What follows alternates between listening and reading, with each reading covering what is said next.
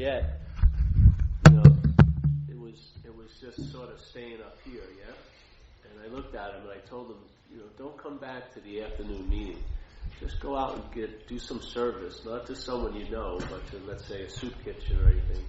And you'll get the sense of what you're hoping to understand by reading the book. You'll get the sense of what it's like to feel out of oneself. Yeah? And it's much quicker. It won't take 500 pages, because that just sort of, it may have the idea of being out of self, but it tracks back into the sense of self. Yeah? Because it's you that's taking the knowledge. Yeah? In the service aspect, you're used as a giving, yeah? And in a sense, you have it by giving it away. Yeah? You have it by giving it away. It's not a product that you can have like a television or a chair, but there is a having of it, and that's in the essence of giving it away. Yeah? So in other words, it's in a way, it's a verb and it's not a noun.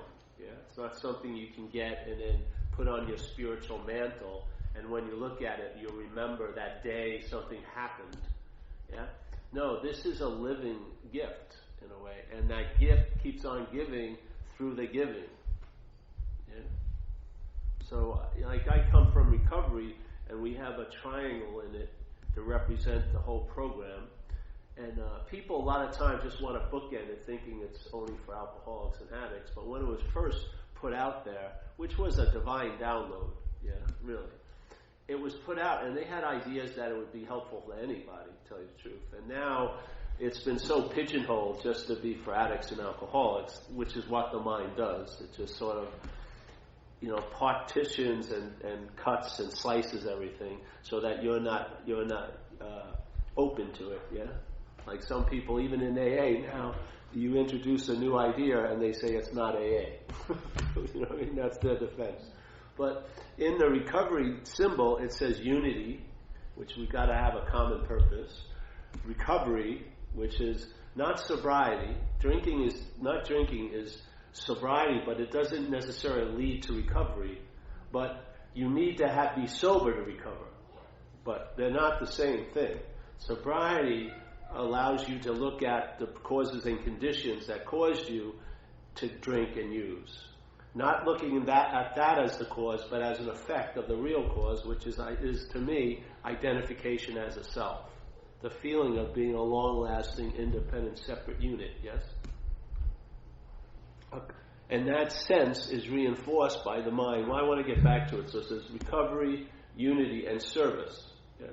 So it's a very big aspect. And I find in my little, there is opportunities of service when I used to go to non-duality meetings, but most of the people would go and then leave. There wouldn't be much of that going on, as if there was something that was too dualistic in it. Yes, that there is no me, so therefore there's no me to do service. So instead of dropping the me, you drop the service.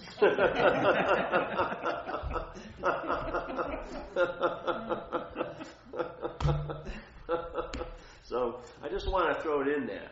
And then also community, like Dave and Erica and Julie and everyone here, they're in a community, the Shakti or Bhakti, whatever, the Kirtan and that community. And I'm in a community.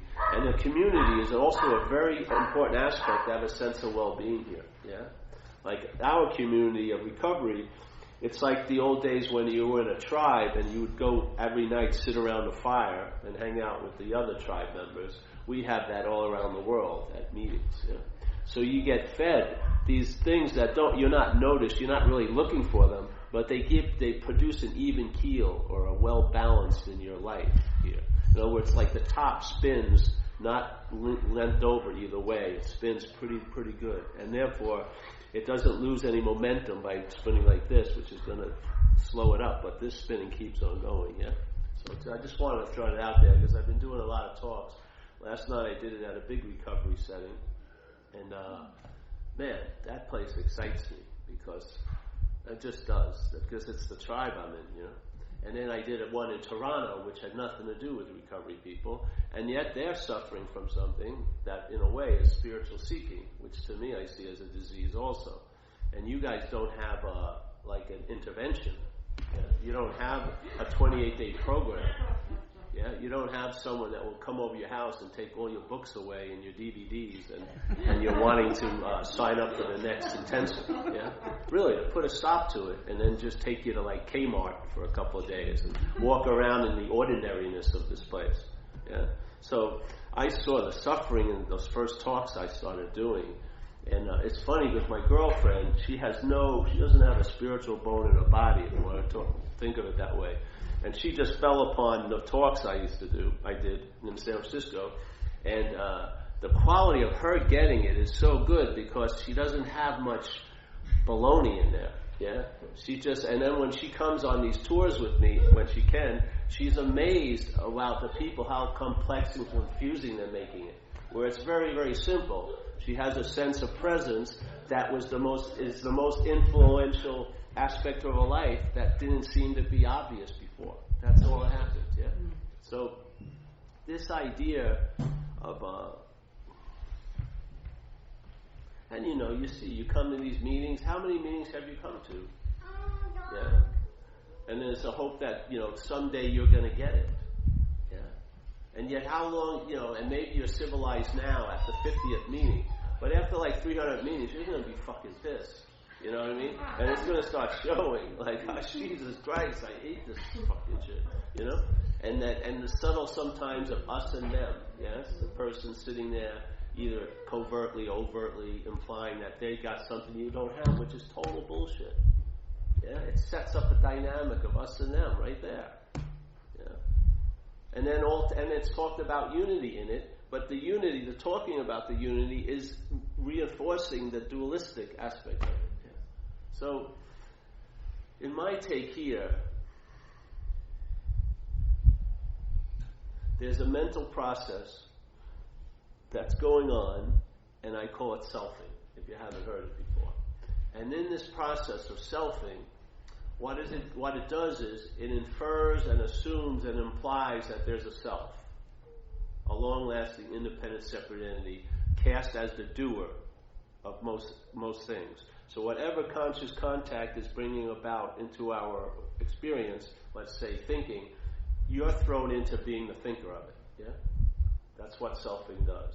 It sort of puts in a position of claiming conscious contact, and now you become what's conscious. Yeah?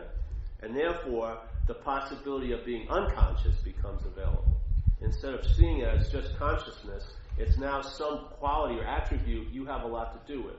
Either if I do all this work, I'll become really conscious, and if I stop doing the work, I'll become less conscious. Yet, how can you parse consciousness? Yeah? So the consciousness is bringing about our day-to-day. We're hearing it, seeing it, feeling it, tasting it, touching it, and we're also hearing the thoughts about it. Yeah?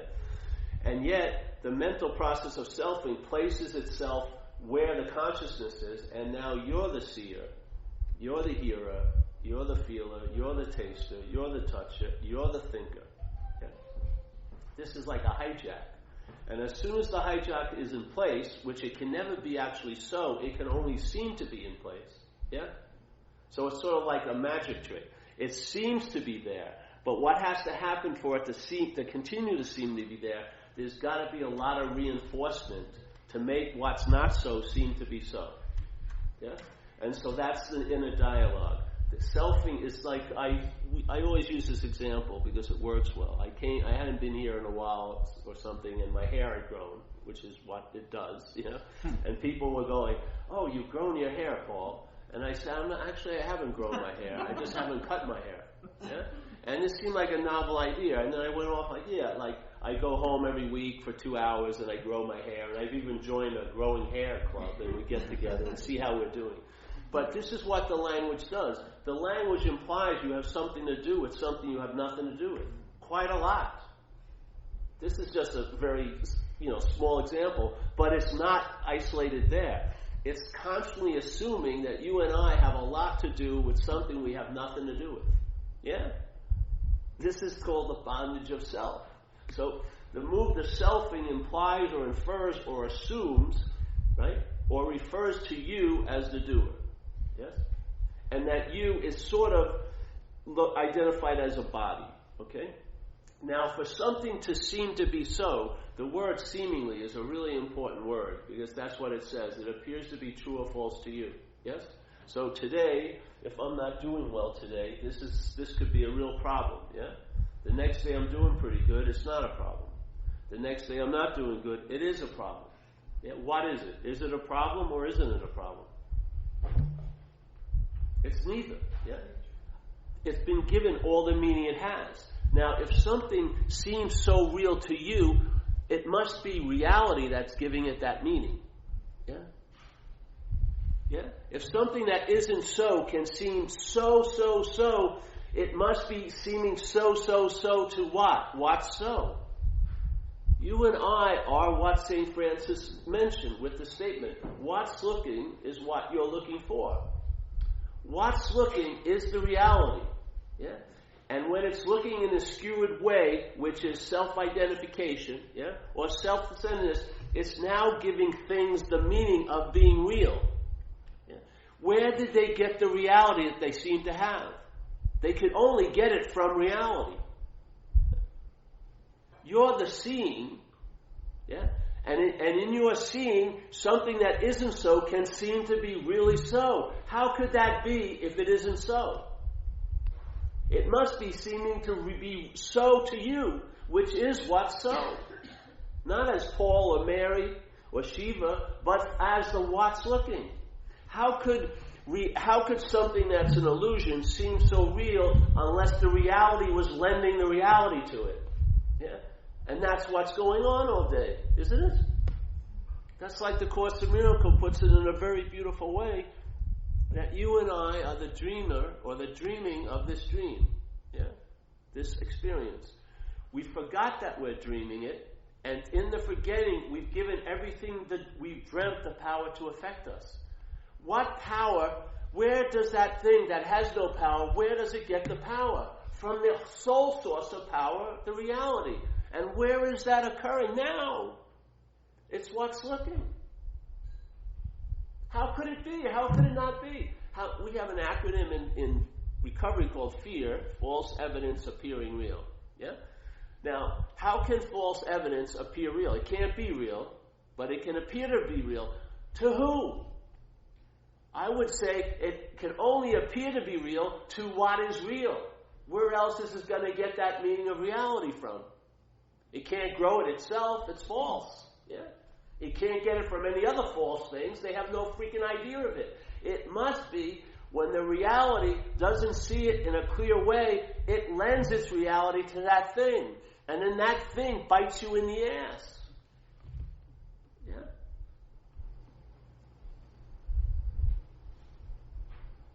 How else could this be happening? How else could you have so much surety that this is so unless it was so that was giving it?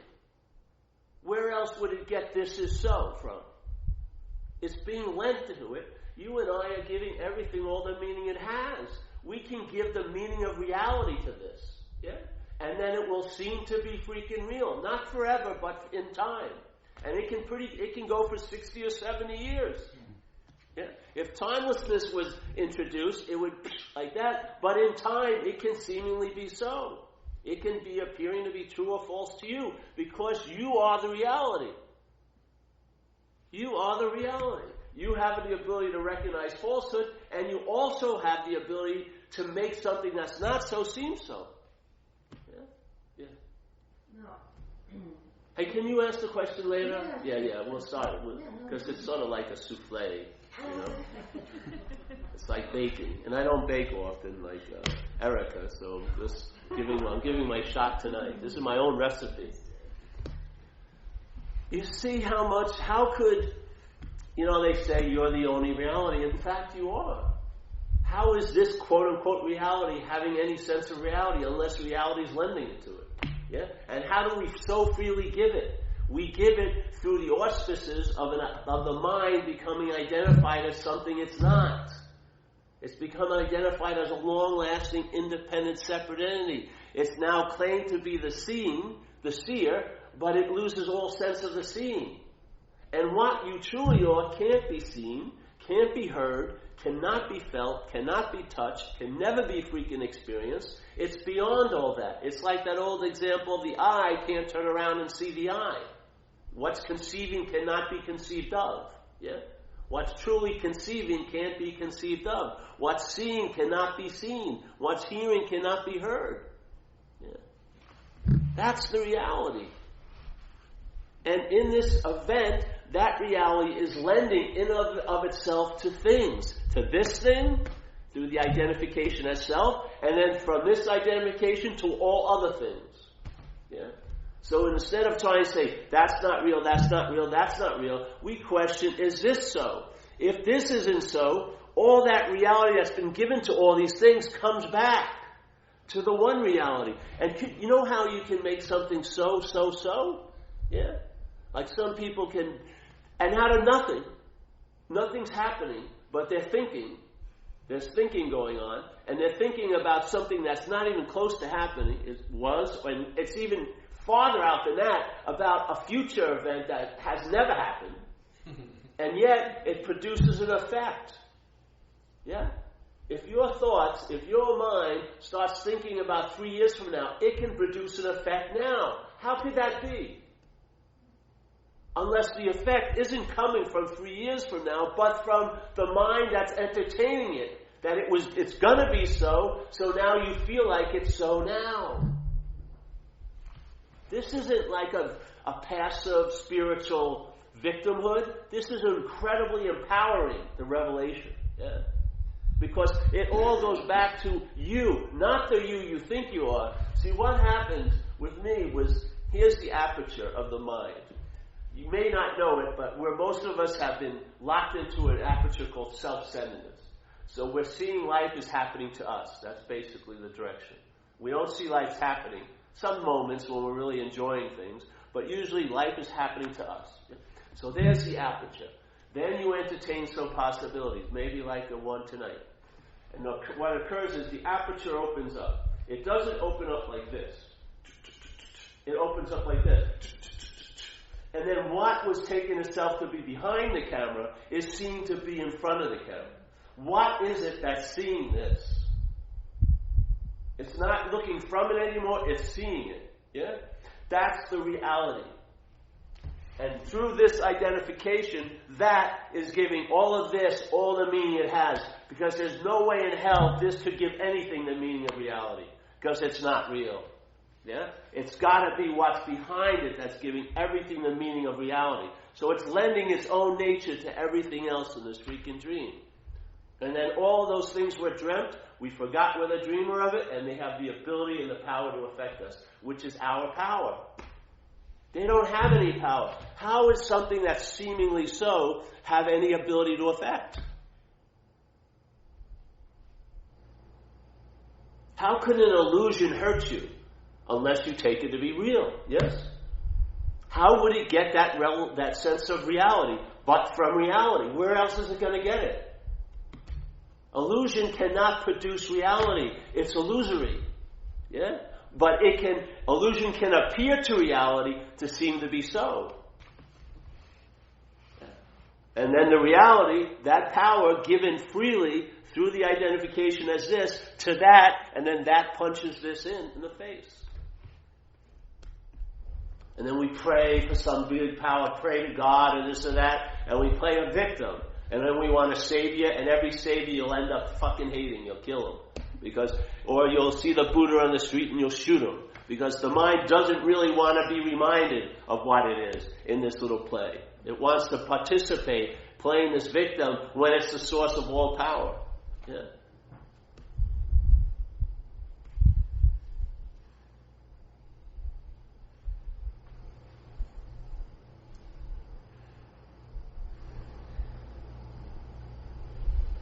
How can this seem so real and not real, and then so real again? Where does it get the reality? Where does it get it? It can't shop for it. There's no store to get it. It must be what's seeing it, which is the reality, lending the reality through being blind by this form of looking called self-centeredness, and believing everything is real outside, and it's its own reality that it's giving to it. Yeah?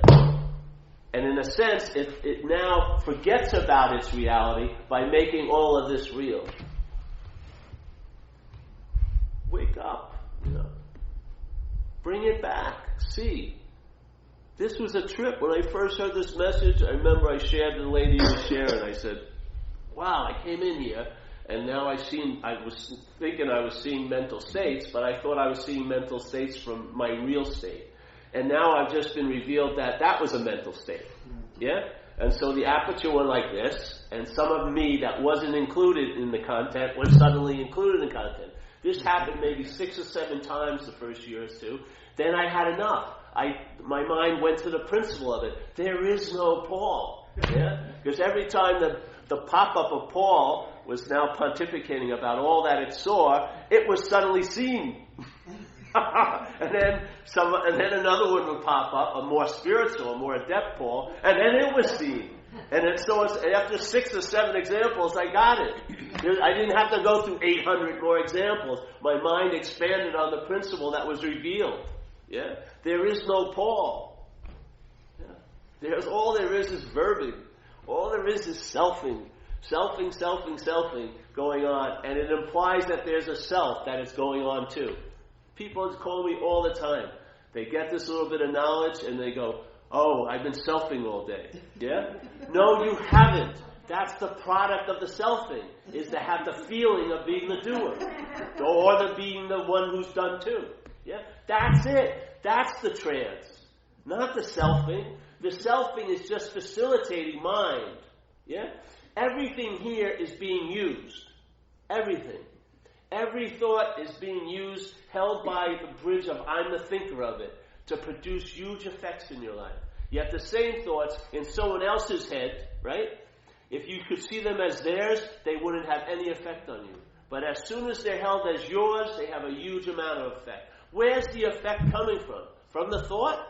Or from the supposed seer of the thought? There's no reality here other than what we've lent it. Haven't you read the books they talk about in Buddhism? Everything is inherently empty. What do you think that means? What's filling them up? The emptiness isn't filling itself up. We're filling it up. We're filling it up. The seeing has been bastardized into a form of looking called self-centeredness, and we're blind to the seeing. And yet the heist has already occurred. Now you're using the contraband seeing, in a sense, because it's a form of looking now, and you're trying to look for what's seeing. And it doesn't succeed. All you do is seek, and you're in that hamster cage, and the hamster cages aren't motorized. You're the energy. The hamster cage isn't moving. You're not stuck in a hamster. You're giving it the oomph. You're the power. You're the energy source. If you'd stop it wouldn't be the hamster cage as a verb. It would just be sitting there. You're doing it. Yes? This is called responsibility. Respond to the ability. And then respond to what's prior to the ability to give everything all the meaning it has. The only meaning, true meaning there is. Reality, yeah? Respond to that ability. What's prior to the ability to give meaning to everything. So listen, if this is what's happening, if you have any respect for the Course in Miracles, read what it says. Lesson 2. You and I have given everything all the meaning it has. And then they go on that nothing means anything and this and that. And then they finally say, why all this is so is that you're seeing only from the past. Yes? And what the hell is a sense of self? It's a remembrance. There is no self to generate a sense of itself. Yeah? It's not animated. It's given life by our entertaining it. So how does the mind entertain it? It thinks about you, which is represented as a body in the past, and it also thinks about you as a body in the future. And because it's about you, you're pretty attentive to it. Yeah? And that attention is the seed that grows the whole thing. Yeah? And what happens is now you're remembering you 3 years ago, but you're actually you're not remembering you then. You're remembering that you're thinking about 3 years ago now. And the same thing with worrying about the future. You're not worried in the future. Yeah? The idea of being you in the future is causing worry now. Yeah? So you're remembering. What happens is this is the logic. You were there, you're gonna be there, you were there, you will be there, therefore I am here. That's it. Your remembrance of self. That's what the selfing is doing. Because what you are doesn't need to be remembered. It's always so. There's no lapse, there's no separation, there's no time lapse that you would have to fill up with a remembrance. It's always so. It's always fresh. Yeah? So here, mind thinking about me, and yet the remembrance of the me isn't there but now. And that's why St. Francis says it's in self-forgetting that a lot of good shit happens. You'll be reborn. And Dogen, a great Zen master from Japan, said the whole emphasis to study all of Buddhism is to study the self. And to study the self is to forget the self. That's what we do with these talks. We talk about what we're not. We share about what we're not so that you can recognize it as not you. And in that recognition, that's the forgetting of self. And then that incredibly nebulous thing you're trying to pursue as the false absence, when the absence is really told the truth about, you'll sense the presence. It won't be a dangling fruit down the road at some freaking retreat. It will be right when you walk into the store. You will have it, you will live, it's always available at all times, right where you are with no requirement necessary to meet it. It's not a freaking idea. That will be a description of how it goes. Yeah. It's always available at all times with no requirement necessary to meet it.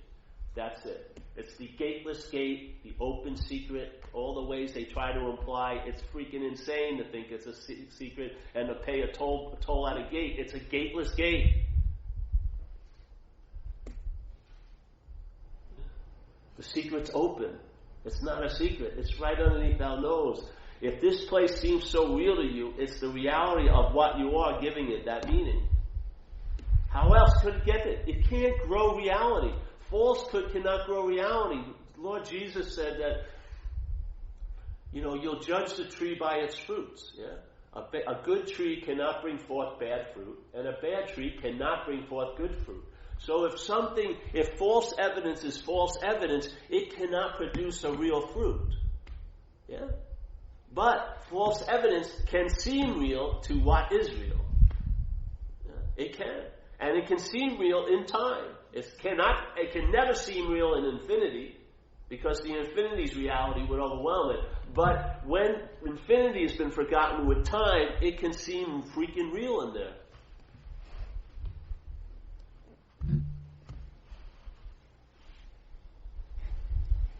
If you go back, as far as you go back, it's what you are. You never run into a divine other being. You are that. Yeah? What's looking right now is what's looking. Or that I am that I am. You have the sense of I am, you call it Paul, that's the misnomer, that's the identity, that's the story. But the I am, that's what supposedly God said. I am that I am. Yeah? What's looking is what's looking is what's looking.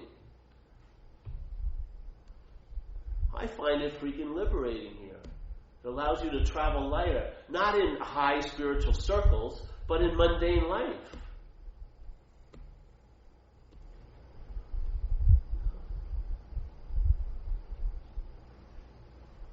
And what more do you want, really? Maybe you don't want what this is. Maybe you want a conceptualized version of it. Then go ahead. Yeah. There's a great statement in an old Zen thing called Faith Mind. Tons of great statements. But one is really good. It says, you can't use activity to find stillness. That would be activity. Yeah? You cannot use activity to find stillness. That would be activity. And there's no exemption to that understanding. It doesn't because you're doing it make you get an exemption. No. You cannot use activity to find stillness. It would be activity. You cannot use the Buddha to seek the Buddha. You cannot use light to find light. You cannot use the mind to find the mind. Yeah? It's a spiritual axiom that's laying right out in the open. To save you what? Time. Yeah? Why enslave what's looking to the you that's looking for? Yeah? Why not, if you do have the ability to give such meaning to things, why not take this possibility? Take that ability, which is, you don't need any faith in it, you see it all day, how you're giving meaning to things. Why not give that meaning that you can give to something of being real to reality? Yeah. Why not entertain what's so is what's so by telling the truth about what's not so? Yeah, that's how it worked with me. Yeah, all I did was see what I wasn't, and then I realized that's what I am.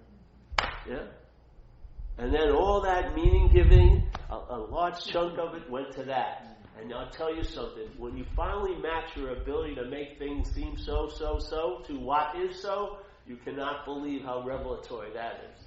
You've hit the pot, jackpot, yeah? All those numbers, like if you were doing a roulette thing, you always put it on 34 black, and it came up 35 black. This time, suddenly your bet's right on the right number. Bing! And now you're making reality seem real in your life. And you know what's going to happen? It's going to demonstrate it is real. It may start with entertaining, but it doesn't stay at entertaining. It becomes what's so. An unspoken yes. Very fucking convincing. You don't need to run around trying to get approval or get measured to see how you're doing in your spiritual.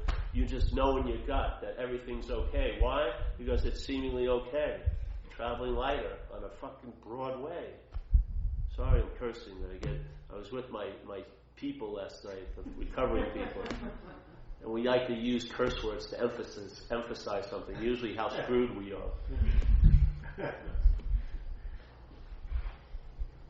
Yeah, why not? That's what this invitation is. Entertain the possibility. Because what is entertaining the possibility truly makes all possibility possible. Yeah? Why try to make apples into oranges? Why not rest in what's real? Yeah? See what downloads will occur in your life.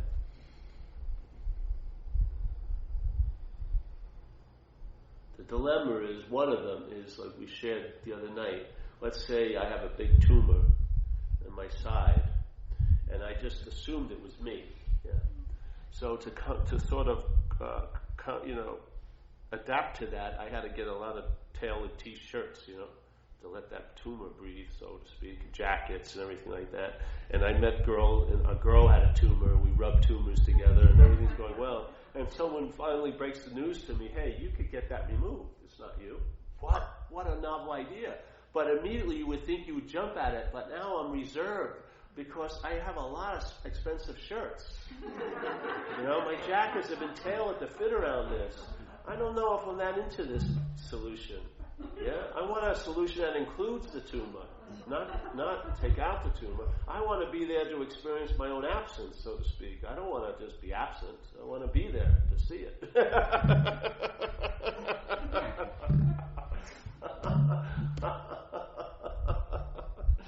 You can't get that one. You're never going to be there to realize your own absence. You're just going to see it is. And that's that.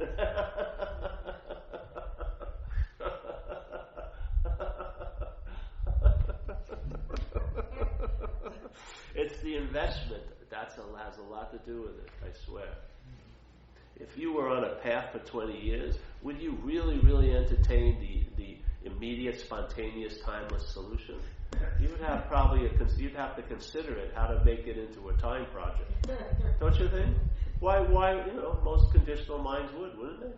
They would check out all the value they have of not having it, and it would probably sort of dismiss the invitation. Or you try to make it something that fits in your frame. Yeah? Where this is very, very, without wanting to be, it's very confronting because the nothingness of it doesn't budge. It's not like Plato. Yeah? It's not like it doesn't form, it doesn't become malleable to your conceptual framework. It could care less about your opinions. Yeah? Unless there's a surrender or something, and you submit to the possibility that, in a sense, you're irrelevant. And relevance is really what the selfing's been trying to produce. To have some say here, to have some real impact. Yeah? But to see that it's irrelevant may not be a very nice reflection. Yeah? But if you could stand that, I'll tell you something, what will take the place of that.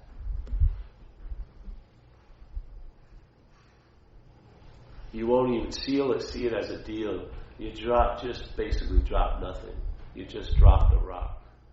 Yeah.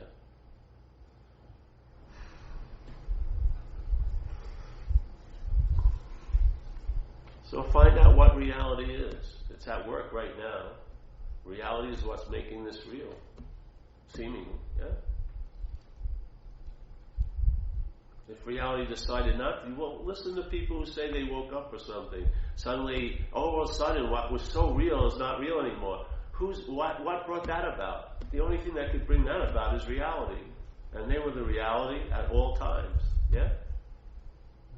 At one point, the reality was making what wasn't real seem real, so therefore it seemed to be. And then something happened, it wasn't, and now it seems to be real. Yeah? I'm not even saying you'll wait for that event. Use that ability to make things real and make that real.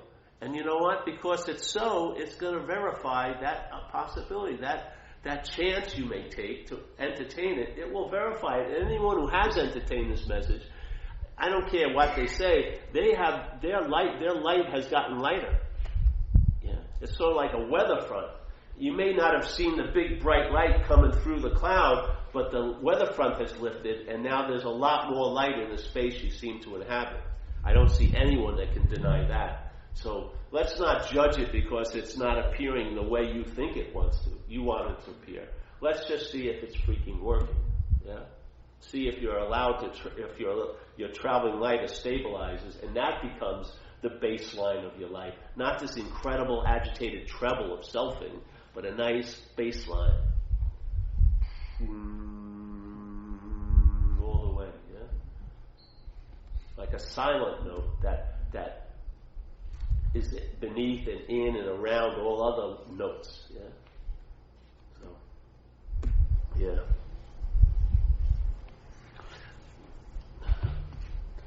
We could go on and on. Maybe I have questions, because I don't want it to enter beating a dead horse. I'm not a believer in retreats, seriously. I'm not a believer in intensives. I'm not a believer in going on and on and on. More is not better in this realm, in my view. Yeah, it can be a simple little glance, and it will do you a whole lot more than 800 pages of scriptures. Yeah, it's mind and mind alone that is pulling the strings. Yeah, I have faith in mind. I don't need to inundate it with knowledge. All I got to do is bring it possibility to it, and then see it entertain it. And then its entertaining will express in my life, and I'll know the tree by the fruit. Yeah? I don't want to have a deep study of every fruit that's on the tree. I want to taste the fruit. Yeah? I don't want to be a knower of fruit. Yeah? Like Ramana Maharshi says, to know God is to be God. In selfing, to know God is to be a knower of God. The emphasis is still on you. Yeah? But in Rama's view, to know God is to be God. Yeah? Now, how are you going to become what you already are? That's how quick it is. Yeah? It's a bad career choice, because if I had intensives and retreats, I could draw it out for 10 days, have tons of filler, we'd eat great gourmet food, Erica would be cooking, incredible yoga classes, Julie and Erica and Shiva Das and music. But I would like just to make it a true advertisement and just tell the truth about it. We're just going to get together and hang out. Because I used to sell Buddhas, you know. I used to get statuary from Asia. And when I get a big shipment, I'd have a sale outside my house. I lived on a busy road, so lots of traffic. So one day a guy stopped in and he wanted to buy a Buddha. Yeah? And he gave me these incredible full color brochures. He was a meditation teacher. And he was holding one meditation, quote, meditation retreat in Costa Rica kayaking. And in another meditation retreat in like some other freaking Belize, sail gliding, whatever. And we throw in a 1 hour or two of meditation all day. But it's like it's not a meditation, it's a vacation. Yeah? Take all the meaning out of it and just have freaking fun. If that's the case. But I'll tell you, I don't believe anyone who says that something happened to him, that it happened to him through a freaking process. I do not see that. I do not. Yeah? I mean, processes have their value, but they don't produce the good because the goods is prior to production. Yeah? They can sort of diminish the mental states that are causing you to be blind to it, but nothing builds it up. Nothing makes it. It is already so. Yeah?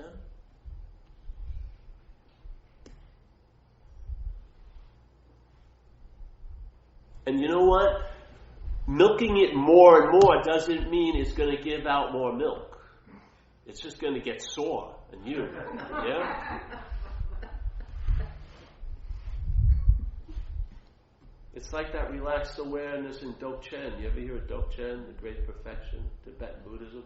They talk about the relaxed awareness, and they have a nice thing where they find a day where there's no clouds in the sky, and you just gaze in the sky, that empty sky, because it's like a very symbolic of the mind. Yeah, the mind is like empty sky. In one way, because everything is appearing in it, yet whatever is appearing in it doesn't touch the sky. Yeah. The sky allows all this stuff to happen, but nothing is causing an effect on the sky, no matter how much is happening. Yeah, that's what mind is like. Mind has never been tattooed, either ink or henna, by anything you've ever done here. It's pristine clarity and emptiness. Yeah, it is the reality, and it's lending itself, which is the feeling of being real, to all these things through this thing.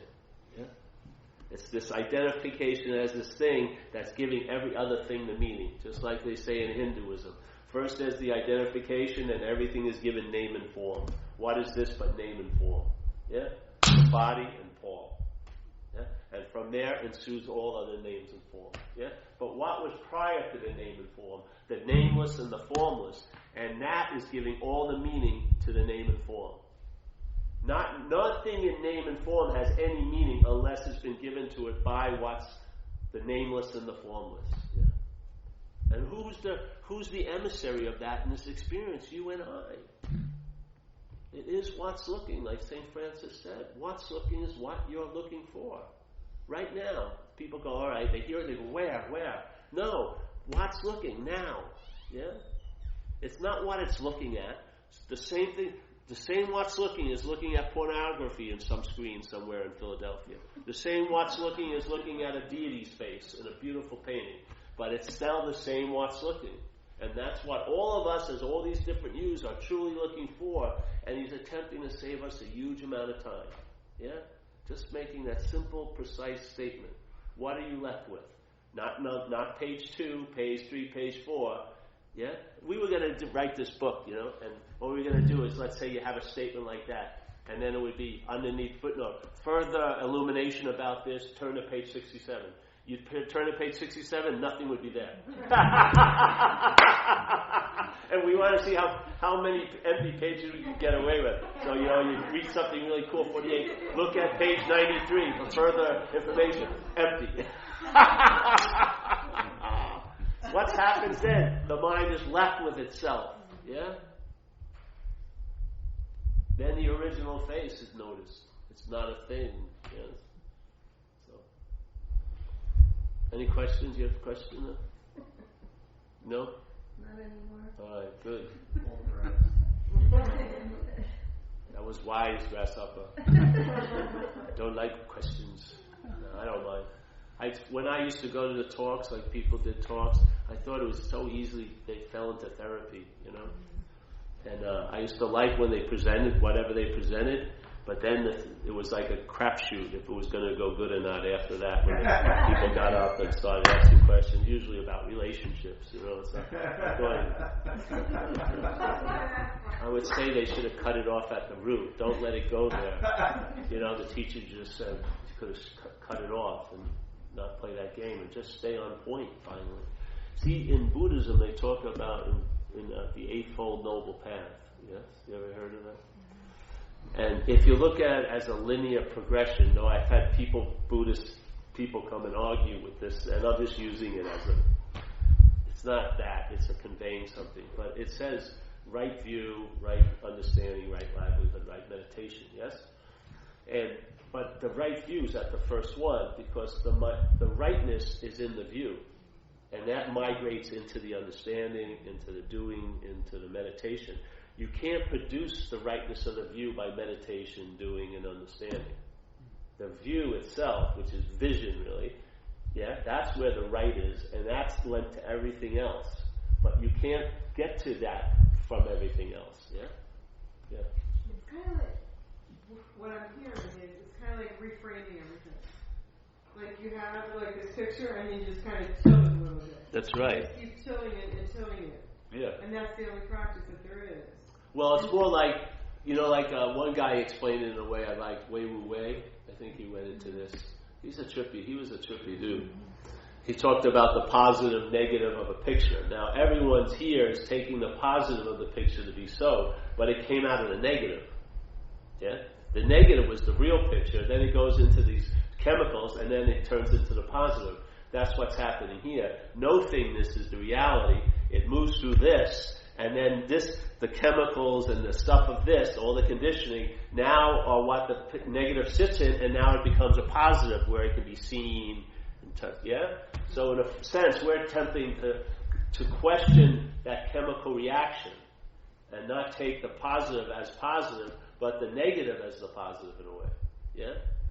Because that's the true picture. Yeah, and then you have the positive in all of its colors, but there's something that's the reality isn't resting completely there. It's in the negative, and that's what allows traveling lighter to stabilize. And there's no practice. There doesn't even need to be conversation. Yeah, but then I would have nothing to do, so I'm happy to have a message. But and there's practicing. You're practicing all day. You could call being meditated a practice, right. But you're not at the helm. Yeah, and if you're sort of onto that sense, the feeling is much more that there's meditation, meditatedness than doing a meditation. You feel meditated in a way. I mean, you get a sense that you seem there is a location of being in the content, but it's truly the context that's doing everything. Yeah. Rather than you meditating, you're being meditated. Yeah. Well, it's not like when you're these talks, especially in AA. You'd feel like if I did service, I used to lead a lot of workshops in AA before I became famous. And I would be there, and every Monday night, for like 19 years really, at this place. And if I was in America, I led this thing. And I was in many different conditions a lot of those Monday nights. Like sometimes 5 minutes before my fairy princess broke up with me. Sometimes I had no money. Sometimes I was really sick, whatever. And I had many considerations. I can't do it, but I just showed up. And every time, the batting average was 1,000. If I was willing to be the conduit, the hose, the water came through. That was very convincing. Because all of my considerations and opinions had absolutely no sway on the event as long as I put my ass into that position. Yeah? And so some people say you can't give away what you don't have, but I say you have it by giving it away. You don't need to have it already. You're willing to give it away, and then you have it. Yeah, that's my view. But yeah? I also see you, regardless of all the mind, the thoughts that you had, you showed up. Yeah, exactly. And who was it? Not you that showed up. That's right, exactly. The you wouldn't have showed up. That's right. Same thing with these talks. Exactly. Every talk I've ever showed up at is because I'm not there. If it was me, I would have ducked out of this one. I've just done 8 in a row. And my head says, fuck this. I'm getting tired of this shit. Yeah. But the fact is, you just follow your seed assignment, and then it's almost like it's a different life that's being led. And it's been the truth the whole time. You just had a story going on. You know? You had this little illusion that you were all there was.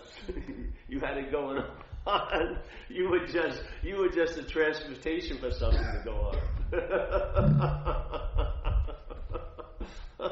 But in having the you believing that it's doing increase the suffering. I say so, yeah. Well, look at your own life. How much does a thought have? How much power does a thought have when it's preceded by my thought? A lot of freaking power. Where's that power coming from? What's behind the mind? Not on the other side of the thought, but behind the mind is what giving that thought all the power it has over us. The dreaming. Yes. You read the Course or whatever book, really apply it. They're not meant to be to become mind candy. They're meant to be applied, where you look at it and see if it hits you. Like when I first heard you and I are giving everything all the meaning it has, it stopped me in my tracks, and to this day it constantly stops in my tracks. It was the perceptual axiom that's going on. I explained all like 30-something years of my life in that one little statement. All right? So, you know, if I'm giving everything the meaning it has, it mustn't have much meaning other than what I give it. So, then the reality must be this way, not this way. Yeah?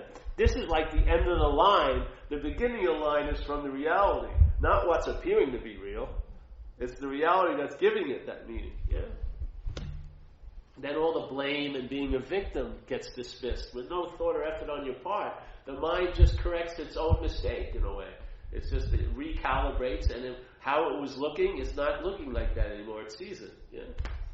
End of story.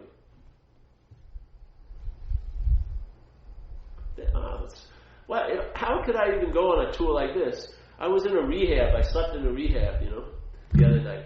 If I had to prepare like 2 hours of, purification in the morning, I'm going to diners with people. We're eating like fucking oily omelets. I can't go to Whole Foods. There's no Whole Food in Dover. You know what I mean? I'm not getting any catered meals coming to me. I mean, if you had any idea of how it should be, you'd be fucking pretty upset. Yeah. You wouldn't be traveling well. Now, you can travel great at a retreat. Who can't? Just like in recovery, people are in a 28-day program, they do great. The 29th day is the biggest day.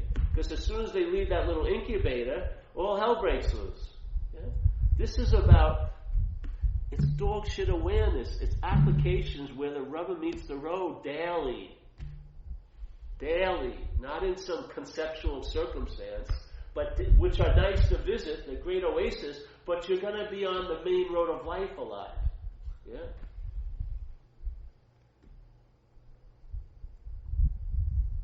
Yes, you had a question? Well, I was just thinking about oftentimes it's when you sleep. How do you view sleep then, in terms of how it feeds some sense of, like, I go into sleep and then I wake up sometimes sort of in this state of an awareness that's sort of incredible, like a presence. And I always sense that presence is sort of a sense of wanting, not wanting, but it's like it's so sensationally powerful that it's like when I come back into my body, it's sort of like into my day. It's sort of like what was that? It's like is that somewhere that I am, but I just forgot? Or is it how? Well, you are that. Well, yeah. Why is it that it's like I got into some swimsuit or something? Don't get to the why. Yeah. Don't go to the why. Okay. Just the how is more important. See how things are made, not why. If you see the construction of something, the how of it, it's going to lead you much farther than why. I haven't integrated it. Huh? I just don't quite get Well, it. you're never going to integrate it. Oh, that's right. Exactly. That's the point. See, You want to pop up and say, all right, now I've got these two conflicting things, and I'm going to be the point of thing. These two things wouldn't be conflicting without you in the middle of it. If that drops, you'll see. Seriously. Yeah? Everything gets juxtaposed in a way by this putting this false pole or false reference point. Then we're like looking this or that. This is what's giving it this or that. Yeah? When this drops, it's inclusive. Yeah? You see, that one event and the other event is inclusive, yeah, in the realm of mind. It's not different. There's not like that isn't mind and this is mind. It's all mind. Yeah? It's all consciousness. Oh, so all that. No, not consciousness in a way, because consciousness is a movement that allows things to be conscious of. Yeah? So you see things. Then there's an awareness that's more contextual around the event of consciousness. I would say that's what mind is, in a sense. Yeah? Consciousness is defined. Like consciousness moving through an animal is different than consciousness moving through a human. People take plants to have the plant consciousness affect the human consciousness, like ayahuasca and other things like that. Yeah? So there's differences in consciousness in a way. And you can say all there is consciousness. There is. But in expression, it's different by the vehicle it moves through. Yeah? So my spectrum of seeing is different than the eagle. Eagle's got unbelievable eyesight, and like dogs smell 20 times more than we do and stuff. Yes? So this has brought about consciousness moving through different filters and and then being conscious of different experiences. But then there's the context of awareness that's not playing in that game. It's the context. Yeah? So you can become aware of being conscious. Yes? You can watch the conscious contact going on and be the awareness of the conscious contact. Not the one who's conscious, but the awareness of the conscious contact, which forgets the one. Yes? Forgets the sense of self. Yeah. And then, like you said, these things that seem different become inclusive, yeah? It's just arising and arising and arising, and then being viewed by split mind, they're put into different camps, yeah? Now, but when you see the falsity of that, things will let be what they are, because they're not. Yeah? They rise and they do their, like, oh, this is the opposite of that, but in the context, there's no opposite. Yeah? It's just, it leavens everything out. Just the expanse of mind, yeah? It's a nice way, just entertain it. If you've heard there's pros in here. There's people have much bigger spiritual resumes than I do in this room, tons more. Yeah, just entertain the possibility. See what happens, and and then maybe you'll have to begrudgingly admit things are getting better without you doing much. Yeah, and then you realize, oh Jesus, the only way I can really accept things getting better if I have something to do with it. See that? Where did that come from? And then you know what I mean? A lot like the Course in Miracles says, the biggest problem with enjoying the holy instant, which is this moment, is that you don't believe you deserve it. So you are setting this path of having to prepare yourself for the holy instant. Yet, it says in the Course that all you need is a little bit of willingness. The power of mind will give all the rest, yeah? Just like they used to say, take one step towards God and He'll take 99 steps.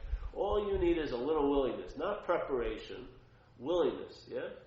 Just like with me. I wasn't prepared to do workshops. I was willing to do the workshop. And because of that willingness, what needed to happen in the workshop came through this apparatus, yeah? Not because I had knowledge or understanding, I had willingness. That's all. And a very little bit of willingness. So that's all. And that's it. And it says you don't have to prepare and this and that, because the idea of preparing is based on you playing God. With God, in a sense. You're thinking, well, no, sorry, I'm not ready. Yeah? This unconditional love's come at you. No, I've got to prepare to receive this. I've got to clean. No, but it's there to be received. You're the one that's putting a requirement on it, not it. Yeah? Which I would say is playing God with that idea of God. Which we say in recovery, that's the first thing, the biggest thing you got to do is quit playing God. How can what you would call it, the ego or the selfing, how can the ego play God unless it's being given God juice from God in a way, which is us? Yeah? How could something how could nothing, something that doesn't exist, seem to exist and then give tons of meaning to other things that don't exist, like the past and the future all freaking day, unless it was brought to you by reality. And you have believed that reality is foreign to you? That's called the product of being identified as a self. When that's broken, you'll realize you are of that. You are of that reality. Yeah. Now, tonight. Not after a couple of months, but now. Thursday night, and I'm waiting to have a gluten-free cookie. Right now, that's that. That's that. Yeah.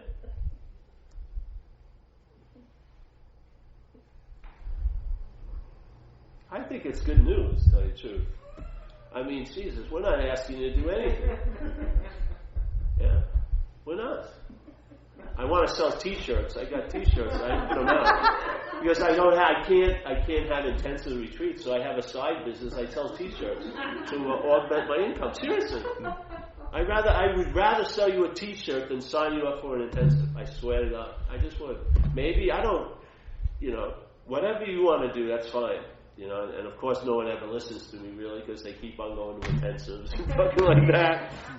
And they come back here still befuddled and they just refuse to take any advice, but I just put it out there, that recognize what's working or not working. Maybe put it down for a little while. After the next time I'm here, not yeah, just say it. Find your own authority in your own head. You don't have to go back to books all day. Take a chance and see if that chance gets fucking given flesh and blood by what's so. I'm pretty sure it will, in your own life. And without you as your own authority, you're prone to be taken by many, many things. Yeah. So, yes, yeah. I guess I have some questions about terms for some particular reason. Yeah. Mind, awareness, negative space,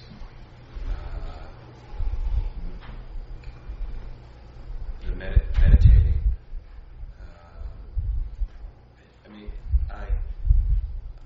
I guess I'm feeling confused about that. What I recommend, if you can get a book, I wish I could remember the page. The Teachings of Huang Po, an old Zen master, he has one of the best descriptions of mind. See, in old Zen, mind meant everything, the big M. Yeah? So I like that the best. That's what, see, when that is used, it conveys the most punch in me. The word mind, not awareness or being or consciousness, but mind. Because I think it's a very active activity, And I don't know, so I like that word because it provokes the most sense felt something, yeah? So I use that. So that's how I use it, is an old Zen way, the Chinese Zen. They always talked about mind, they didn't talk about consciousness. They talked about consciousness like I talked about consciousness, different, being defined by what it moves through, yeah? And they didn't talk about beingness or love at all or awareness. They just talk about mind. So that's why I use the term mind. Negative space, I don't think I use negative space. Do I? No. I thought you said you were talking about art. Oh, the negative meaning, using the example of a photo. Oh, the negative. Yes. So the negative is the true picture, and then you put it into chemicals, and then a positive, which this would be the positive, appears. So this is produced. This event, yeah, it's produced. It's like in Course they would say it's being dreamt. So that's a production in a way. The mind's dreaming this place, yeah. And so here, what seemingly is not so seems so, and what's so doesn't seem so. Just like that old statement in Catholicism, like the omnipresence of God.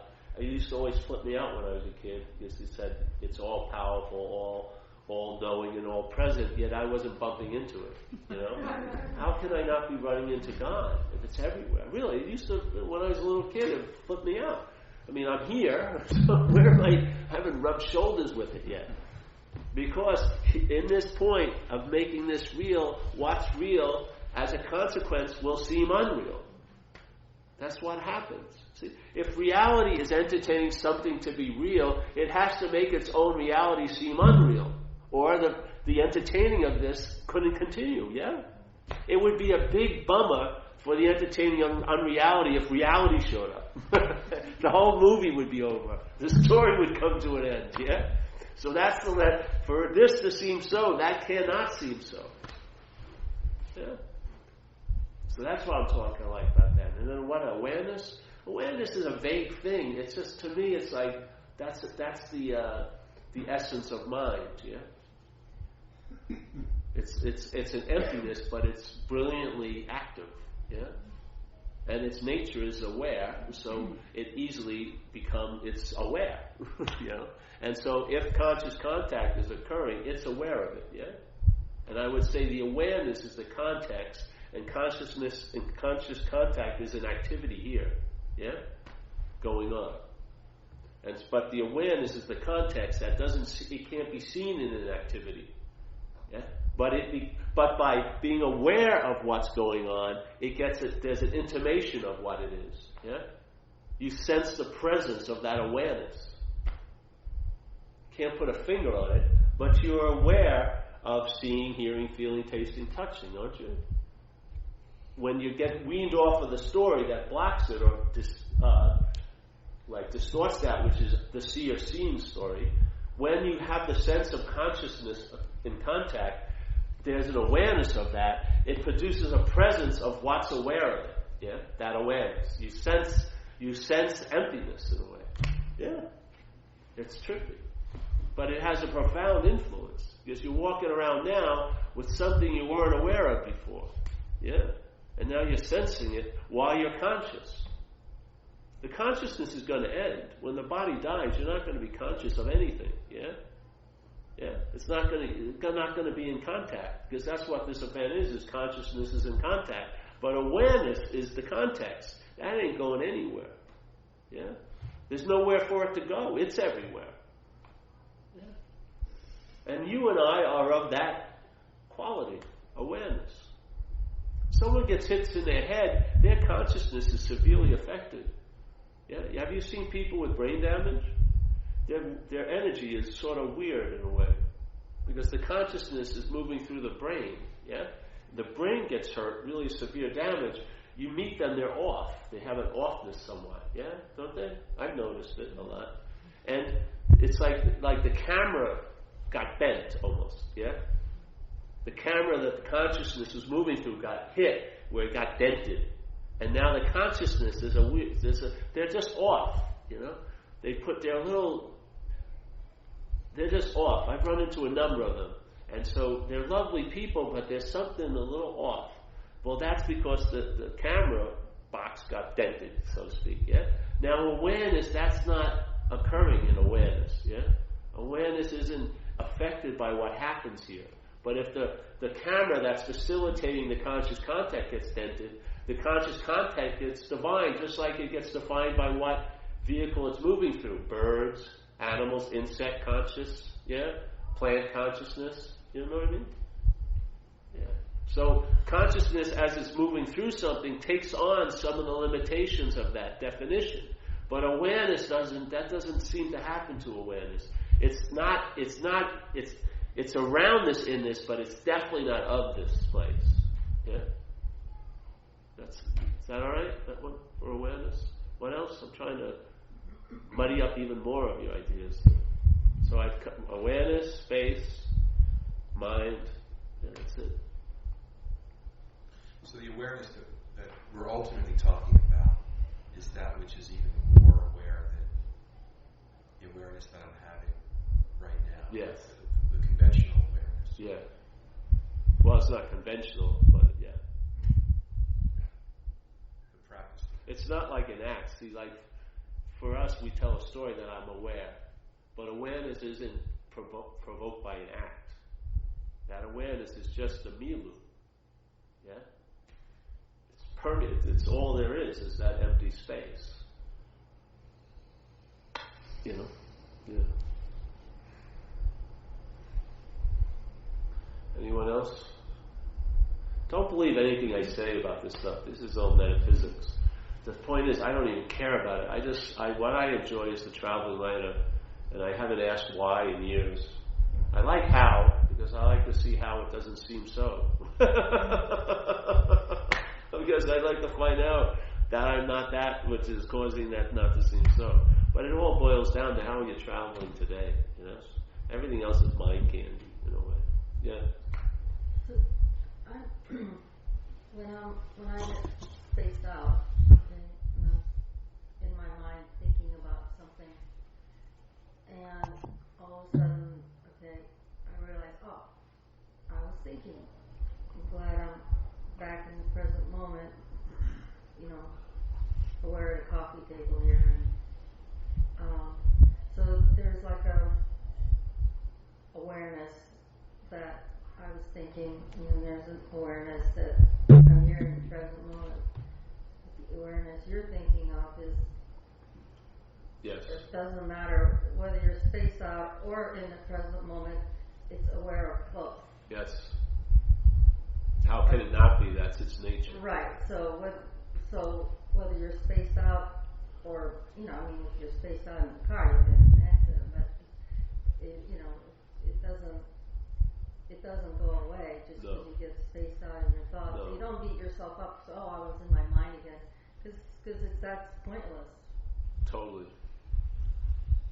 And the thing is, there was no you that was in your mind. Because then, see, if there was a you that thought it was out of the mind, then there'll be a you that thinks it's in the mind. Yeah? Right. You've got to give up both flavors. Right. You can't just move to one side and be the one that's totally out of the mind all the time, because you're destined to have a sense or a feeling of being in it again. You can't escape the dualistic construct. Yeah? You can't escape it as a thing. You're going to go, it's like being in a giant tub of water, and then the tub is moving this way, and then so you're like a little bobbing ball, and then you move this way, and your head tells the story, I'm moving this way, and then the currents of dualistic move you that way, so you feel, I feel connected, I've been really reading a lot, and this and that, and then suddenly, there's another move, and the bobbing ball goes this way. Oh, I feel disconnected. I wasn't doing what I know I needed to do to feel connected. And then back, and it goes on and on and on. And yet, it has nothing to do. It's not producing the movement at all. The mind is just going this way, and then that way, and this reference point is going this way and that way, telling a story about it. And when it's going this way, it can't be going that way. That's why it's only going this way. You know what I mean? I should be going the other way. No, you shouldn't. That's the way it's going right now. I shouldn't be fucked up. No, you are. That's the real suffering, is the idea that you should be different than the way you seem to be at this moment. Because the way you seem to be only is a way you seem to be. What you are isn't affected by any of it. I can go to my hometown, and where I did the worst thing at all, there's no sign that ever happened in that space. I can look at this window and see tons of birds go by, let's say. If I was sitting a day watching the birds go by. Yeah? The bird goes by as soon as it leaves my sight, yeah? The only way I would follow it is if I had the word my in front of it. My bird, I want to know. So my mind, after it stops being seen, it follows its trail mentally, and a story ensues. Where did my bird go, right? But if I'm sitting there and things are just happening, yeah, life's happening, and you watch seeing them, after a while, you realize when the bird goes, the space that it was appearing in didn't go with the bird, and a new space came in. The space has always been the same, yeah? All these things are moving through it, but this is called entertaining. Entertaining is your mind is on the space, yet you're seeing everything that's moving through it, but your mind is on what's not moving. Yeah? You're entertaining that, and the ability to entertain it is forever because it's not moving. It's not moving.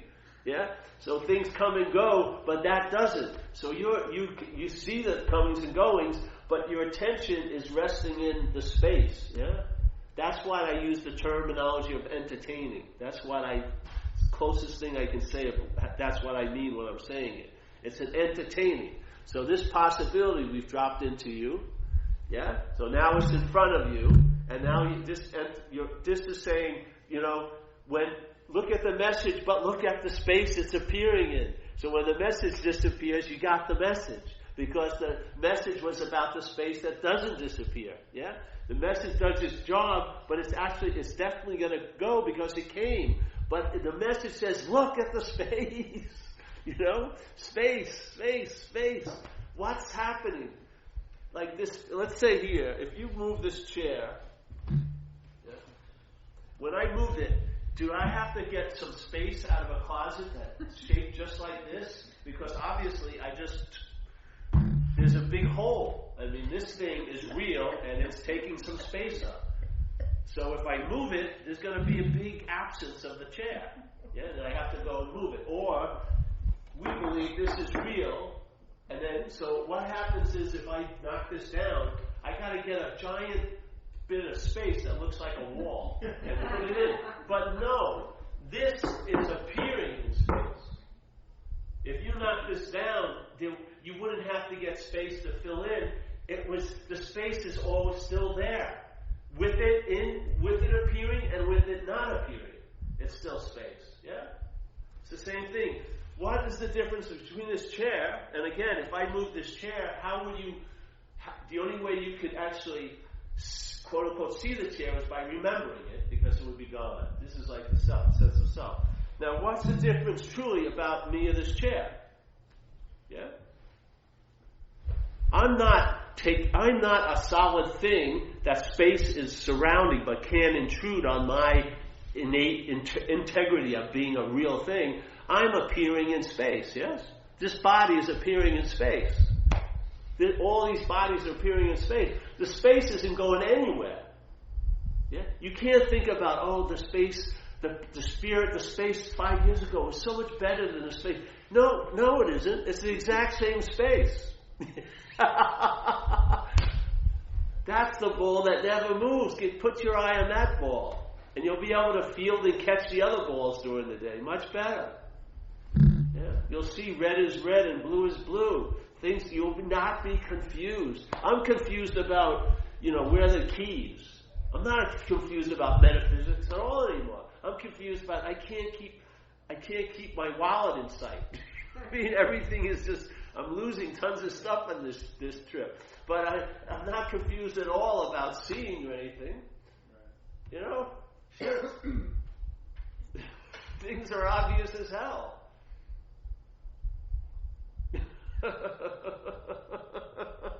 What more do you want? And this is with no thought or effort on your part. No thought or effort on your part. Something occurs, this idea allows what can make things real, entertain, making real make that real. Yeah? Perfect match in heaven. And then what happens is stuff downloads and you find out about things. You don't know. You have no clue. But you find out, which is much more convincing to me than knowing.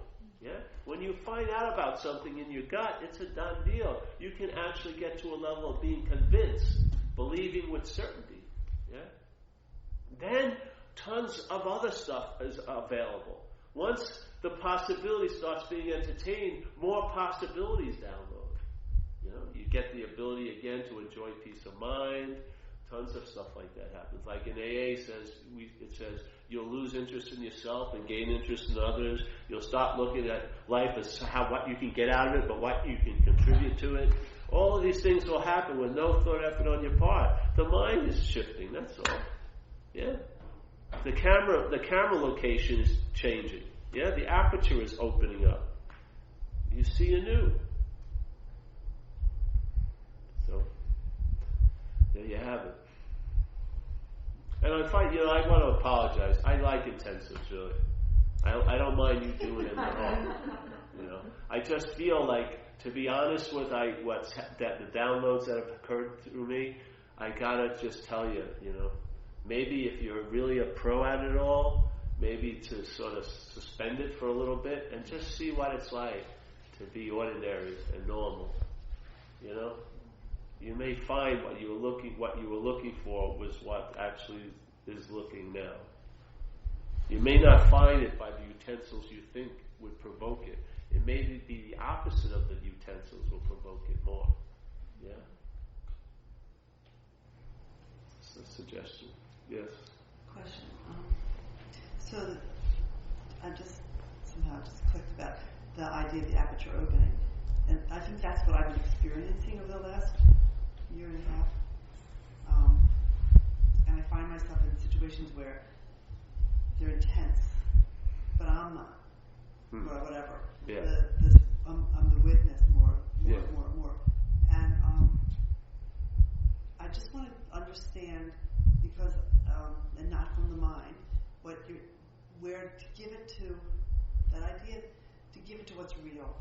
That part is really, it's resonating, but I guess I'm not supposed to understand. All right. Well, how you do that is by telling the truth about what's not real. That's the way it works for me.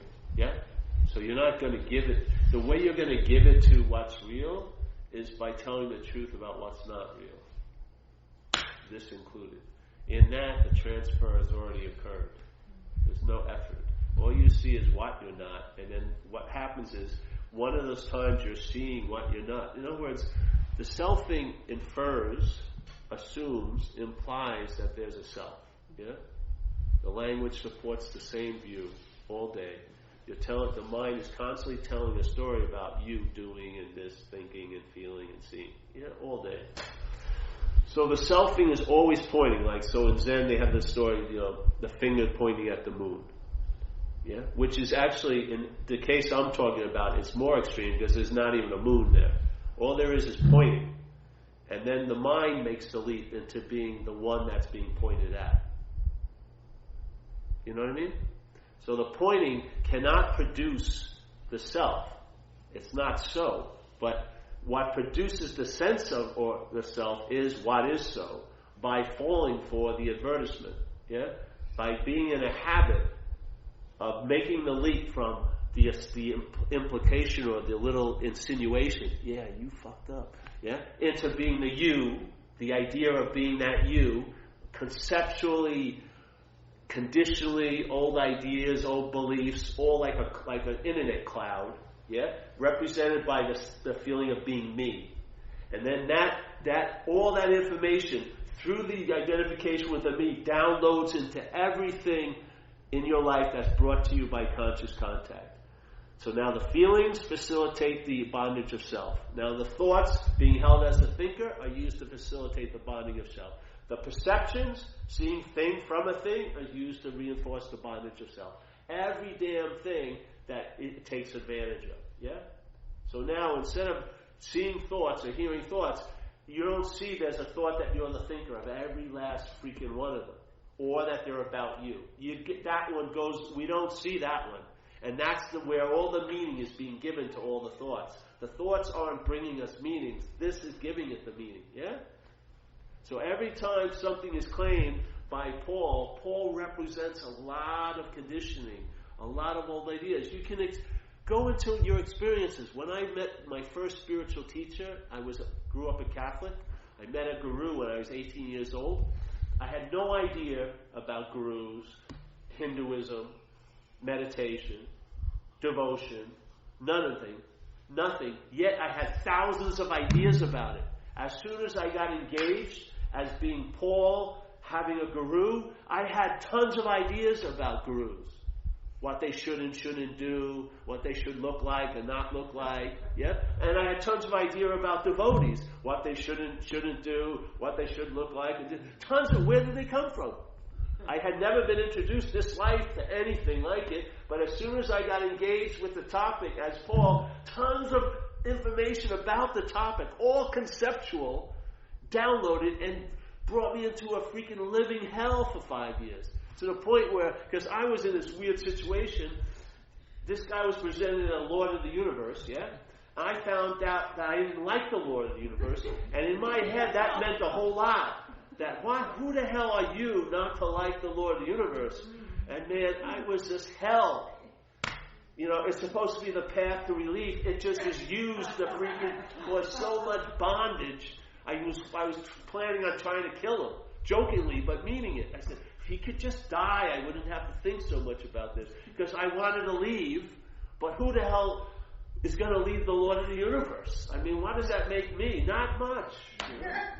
I swear. I was like in a conceptual vice of my mind's making. Yeah? And I had no idea about that topic. So where did all the thoughts come from? They're latently there. There are all these things just waiting for the mind to take them to be so, to download, to have an expression here. And we're the conveyor. It happens through us. Yeah? That's why people want things to go, but they would have had to have really come for them to go. All they do is appear and disappear. Yeah? If you're feeling good, some things that were appearing a lot in your life seem to disappear. Then if you start going crazy again, they appear again. Yeah? It wasn't like they were there and they're gone. They're just possibilities. Yeah? The mind is the germinator, the seed giver, the life giver, the water giver of all the possibilities. If you think you can be the source of love and not be loved in this life, you can live a life in time never being loved. Yet you're the source of all love. You can. You can pull it off. Yeah.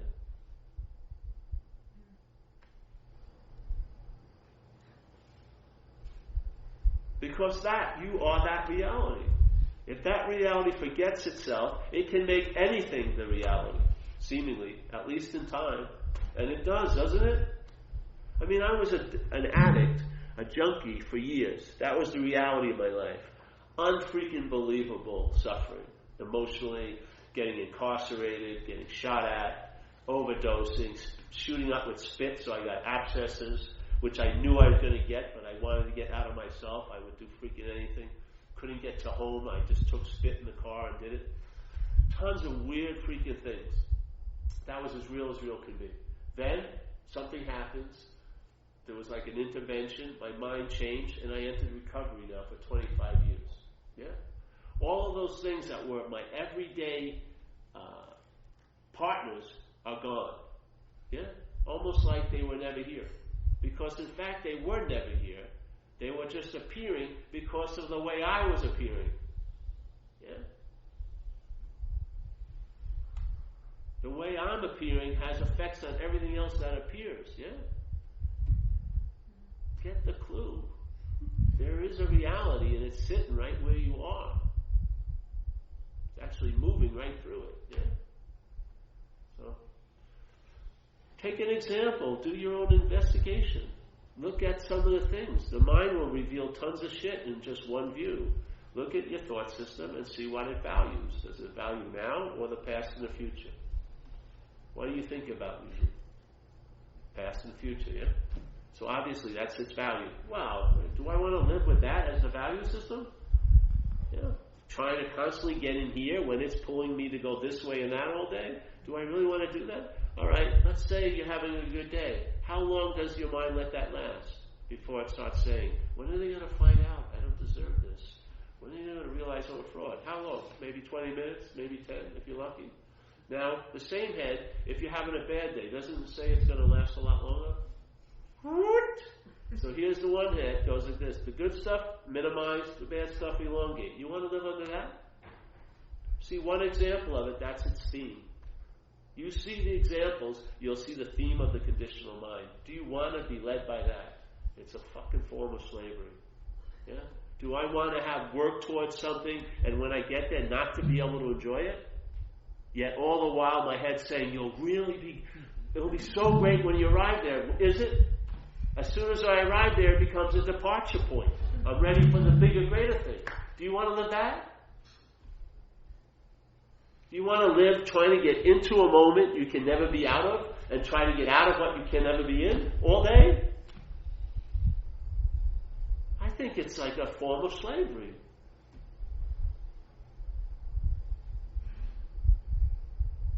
So I saw it. You see a principle in one example.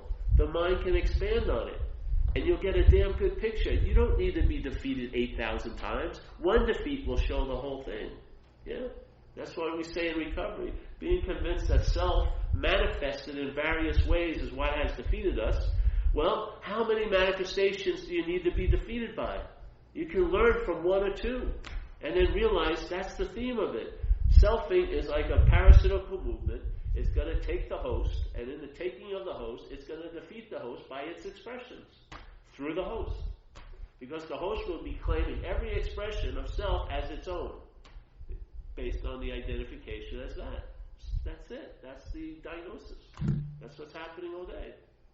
Check it out. I think it's very sobering. You see it? I'm like, whoa, what? Yes. Okay, I'm getting, I can't do it any better than this. I've described it as clearly as I can, too. Just want to let you know. I can't do it any clearer than this. For me, there's been tons of nuggets tonight. If you entertain one of them, possibilities would blow up. Yeah? It's not a gathering of nuggets and jewels. Just stare at one and see what it tells you. And that one nugget will tell you is aligned with all the other things that will be told by the nuggets. Yeah? See the one. Get it. You can get it out of one. Yeah.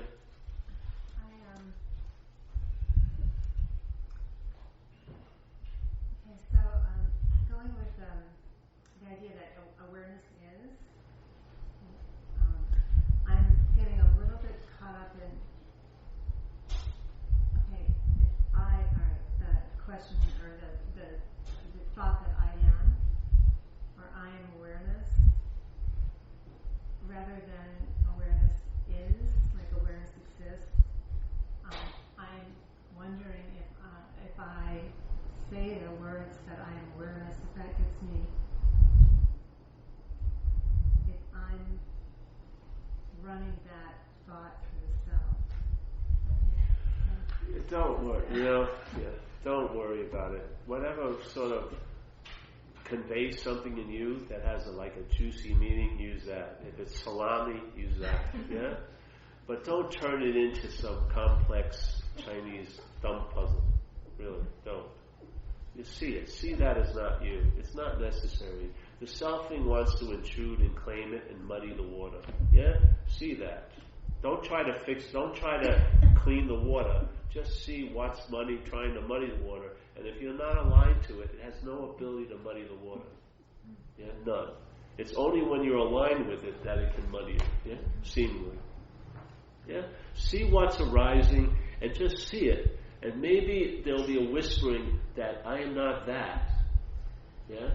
I am not that which it's arising to as this idea, but maybe I'm the seeing of what's arising. Maybe. Yeah? But it's not a word or an affirmation or a concept. It's something that happens. Yeah? And it's always happening. And what occurs is the mind finally tunes into it, and then that's that.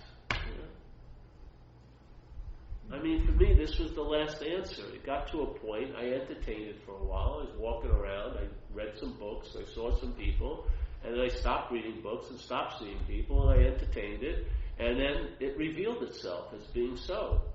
I think you should have a neat t-shirt saying, I am salami. I am that I salami. That's what it is. But you know what I mean? I think what happens is you start doubting everything. So you doubt that voice that says, am I using it to selfing as a self? There's the feeling that you're a self worried about the selfing. Yeah? Yeah? Yeah. The selfing, just see the selfing, and the product of the selfing is that feeling that I'm selfing. Yeah? I said it in the beginning. Don't see it before it connects with that. Just see the selfing, and you'll see the highest level it can reach is verbing. Your mind makes the leap into being the one who's doing it, or making this more confusing. Yes, that's the selfing. That's the product of the selfing. Yeah. I think it's revelatory, so that you can recognize it when it's entering its inception. Because it never conceives, it never becomes so. It only seems to be so. Yeah? It only can reach the level of seemingly so, because what's so is what's so. And this what's so is allowing it to appear seemingly so. It cannot be so. Yeah? Yes.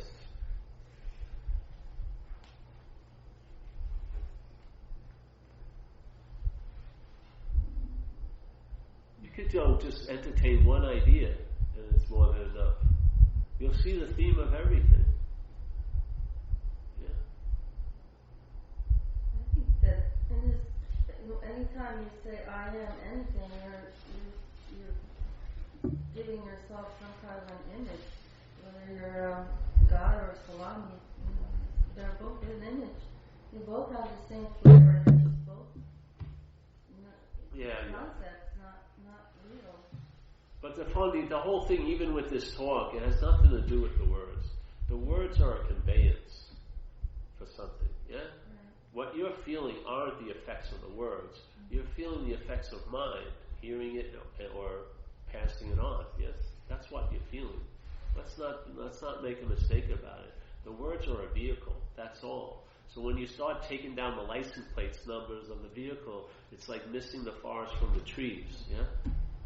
Just like I ran into in the beginning of when I started I spoke at some websites of non-duality, and there were so many non-duality dualists going on.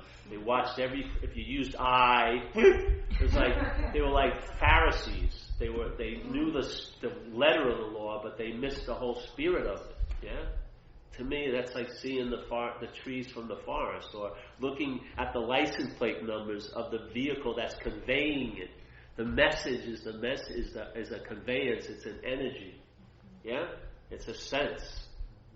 The mind runs with it and makes pictures of it, but it's an energy. Yeah? And everyone in this room has been served the spiritual subpoena tonight. And hopefully you won't be brought to the court of mind, you'll be brought to the court of light. The court of light, all your little omissions and commissions will be relieved, because in a sense, in the light, court of light, nothing ever happened. Yeah? Nothing ever happened. But in the court of mind, you're already convicted. We're all doing time here. We've been sentenced. And we live on these hopes of probation, but we know it's never going to happen. Yeah, we're in it's like the penal system. We're in the spiritual seeking system. Yeah, we become institutionalized. I'm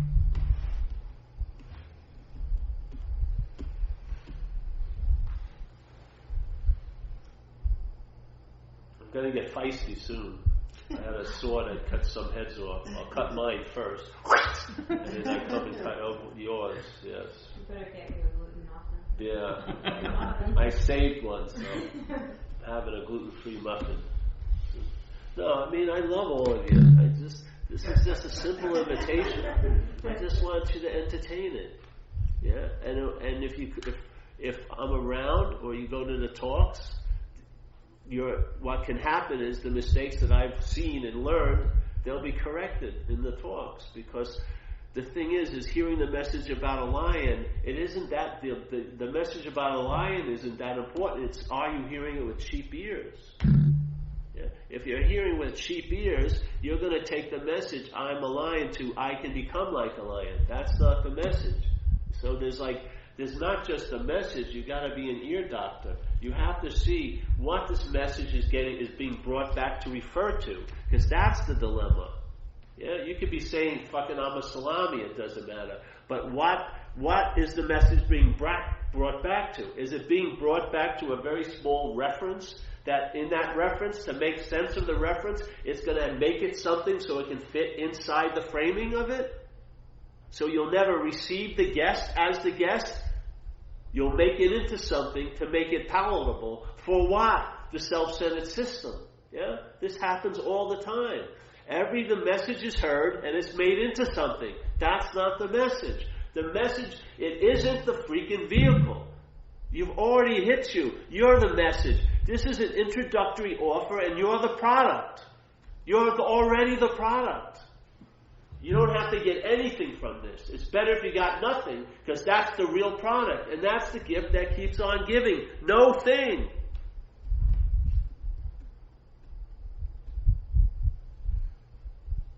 I saw it. You know? What can I say? I entertained it. And it's downloaded. And it informs me in a lot of ways. It informs me always about what I'm not.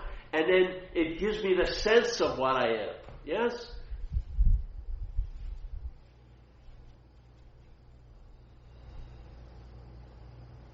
And I'm here to share what I've seen, not about what I am. You can never go, there's no non-duality teachers. Not one. You can't teach non-duality. The only thing you can teach is duality. The only thing you can teach is what you're not. You can't teach what you are. You live what you are. You find out about what you are. You don't teach it, nor do you know it. Yeah? You find out about it and you live it. So this is a duality teaching.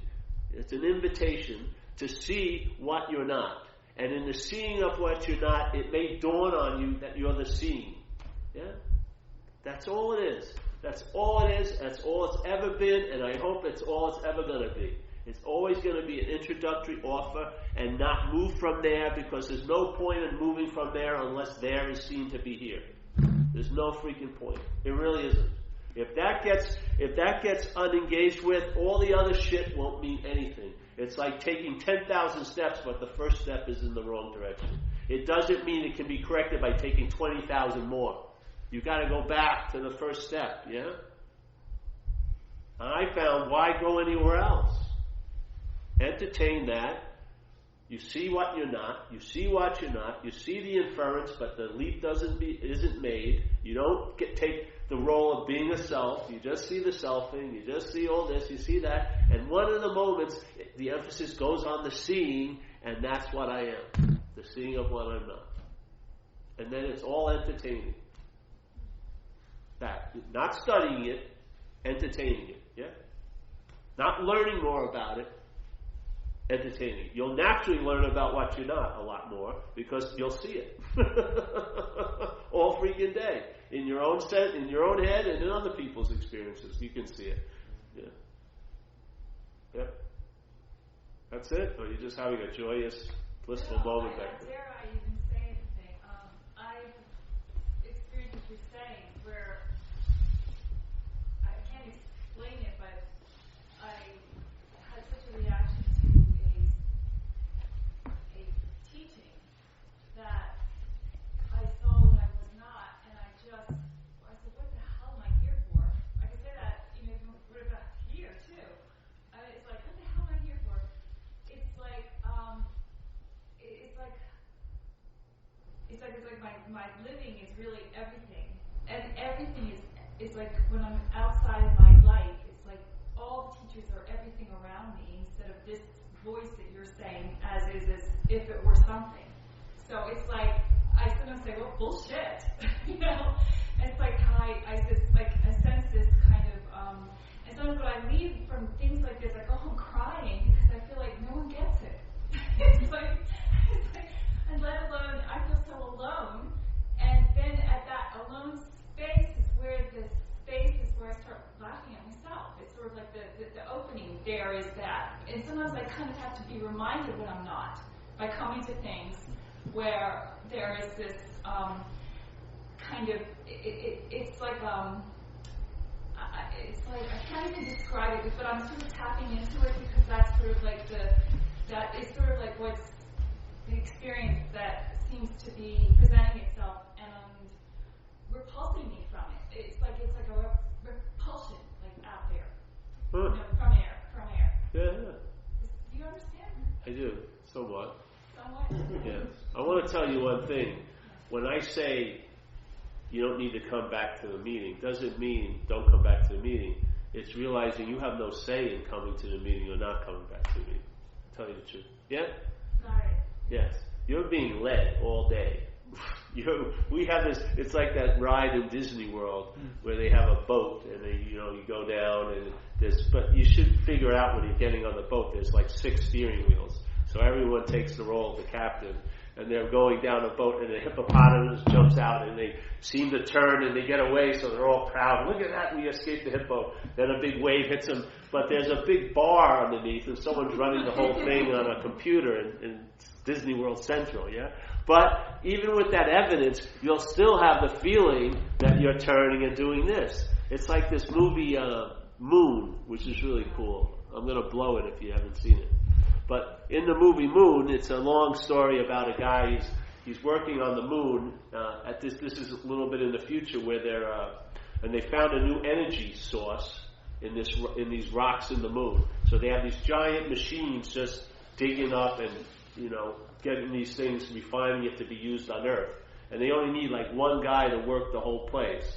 And he's got a 5-year contract, and he's got pictures of his family, and he calls up his wife on a video screen, and he can't wait. He's gonna be off in about a week. Yeah. Then there's something that happens at one of these machines, and he goes out there and he finds another person, and it's him, dead. Yeah.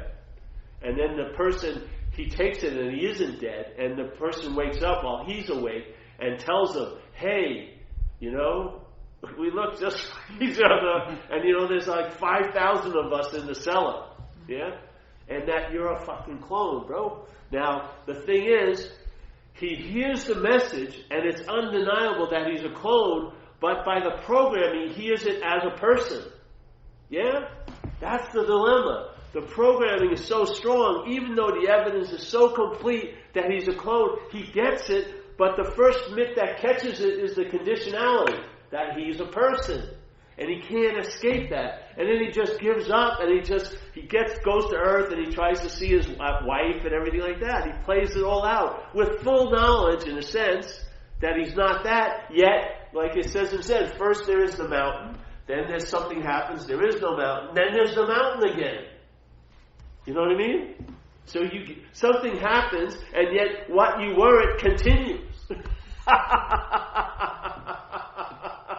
Coming to meetings and doing this and doing that. And you realize you had no say in the matter anyway.